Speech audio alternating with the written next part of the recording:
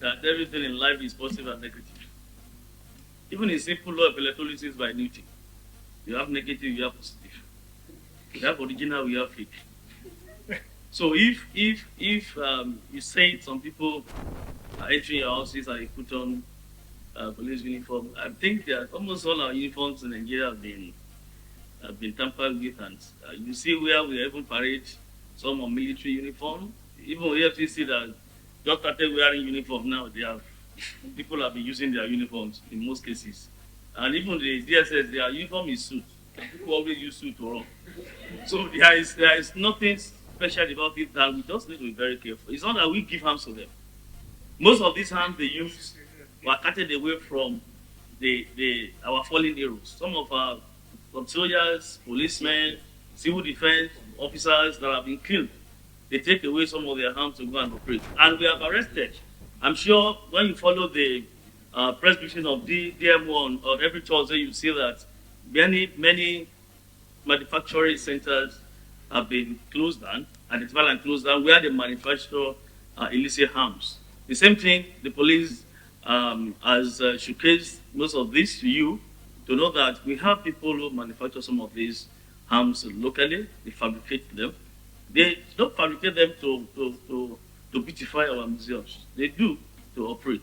And that's why you see we are on our toes to make sure we break the chains of supplies, manufacturing, transportation, supplies and use of illicit arms and ammunition in Nigeria. We focus on attacking these industries, attacking gun runners to make sure that an average criminal is a normal human being if he's not harmed and he's not on drug. You can even beat him up and beat him to stupor. But once they're harmed, they're something else. And that's why we focus more on breaking the chains of supplies of illicit arms, drugs, and what have you to them. So in FCT, if you see people coming to your houses to say they are in police uniform, they are also uniform, I think most of these areas have been policed by the FCT. FCT has a team. It's not only the police that's working in the Federal Capital Territory. That's one good thing about them. All agencies, including Federal Capital Development Board, owned security outfits are working with them. And we can still do more in this area because every community is to be policed. Don't leave the job to uniform men alone. We are just the paid agent. Every Nigerian has a right under the law. The CPA Act, I think Section 12 empowers and every Nigerian to arrest. So don't wait for us to arrest those that you suspect. You can arrest as a community and hand over to the police or the closest security outfit to you in your community. Then on the issue of, can I react to DMO, can I react to the cyber? Yes. Or you want the NSA to do because it was directed to the NSA? Right. I think a comment from you will be fine, and then. Well, let me say this. Police operate on many laws. Defamation of character is a law defined under Cybercrime Act in most cases, and the Criminal Act of this country describes defamation of character as an offense. So if somebody has defamed you, or somebody has done published something wrong against you, as in Nigeria, you have the right to take it up. I may decide as a trained policeman not to even use Cybercrime Act to prosecute you. As a policeman, as a trained prosecutor, I must be able to lay my hands on many laws to nail you if I want to nail you. So forget about whether the NSA has called for the full implementation of the Cybercrime Act. The police can lay their hands on any laws to prosecute anybody. And mind you, the fact that somebody is a journalist doesn't mean he has immunity against certain things. You are criminally liable once an offense has been laid against you.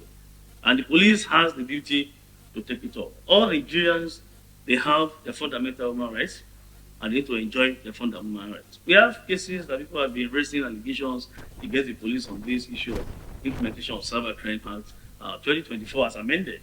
Let me put it on record that if a petition has been written against you as a journalist, I think the best thing you should do as a trained journalist, a certified journalist, is to honor that invitation and get across to the office of the first bureau. None of them that have been victimized, quote and unquote, according to you, have not contacted me. They will not. And I want us to get it clear that most of these people, everybody is a journalist, most of them will practice journalism in Nigeria. But the fact is, the police has not arrested anybody from any mainstream media per se. Even if they invite you, people here can testify to it. They will reach out to me and I will call the IPO that was the matter. Nobody. But most of these bloggers that are coming up now, they always run foul of the law because they want to break the news. You can't break the news without confirming from the parties involved. And you need to balance your story. And once you are invited to come and clarify issues, don't run away from the police. We are human beings like you. We are complete Homo sapiens sapiens like you. So come to us. We'll be able to assess this. And don't say because they have been arrested, they were abducted. I disagreed and I challenged some platforms why you say security operatives in Nigeria abducted journalists. We don't abduct, we arrest. And if the arrest is wrong, you tell us why the arrest is wrong, then we tell you why the arrest is right. We face challenges because many of you don't really understand the legal framework. Where the law is applicable, if you are not aware, you pick an offense against us for enforcing the law. All enforcers, law enforcers in Nigeria are bound to experience all this. It's not only the police. So I want to clear this. I've clarified this, that we are not obliged to even send invitation to any suspect in the first instance. It's just a mark of respect. We are sending to you. There's no law that says you must invite somebody before you carry on with your investigation. No. We can only honor you by saying, okay, let's extend the invitation to him. Let him come and explain. But where you don't honor invitation, we'll go to court and get a warrant.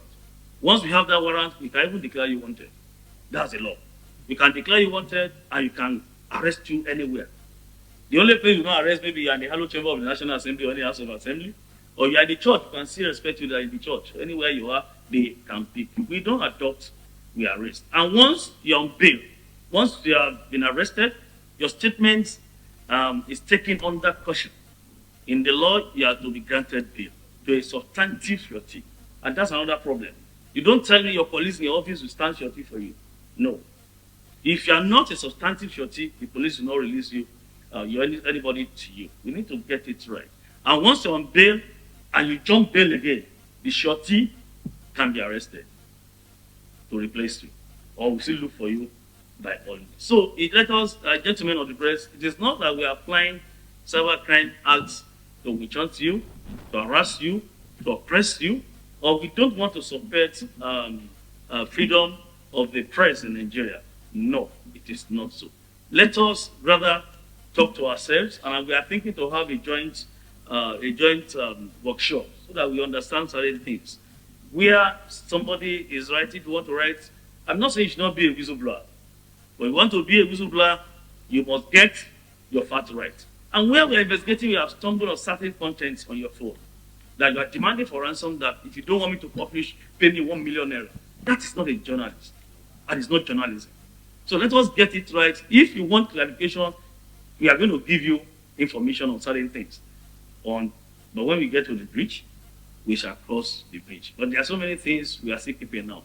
We don't want to be parading certain journalists, but we have seen and stumbled and we've covered content, indicting content, that some of them are demanding for ransom. If you don't want me to publish, give me so million naira. And those big ones that you think they are big, it's going to surprise you by the time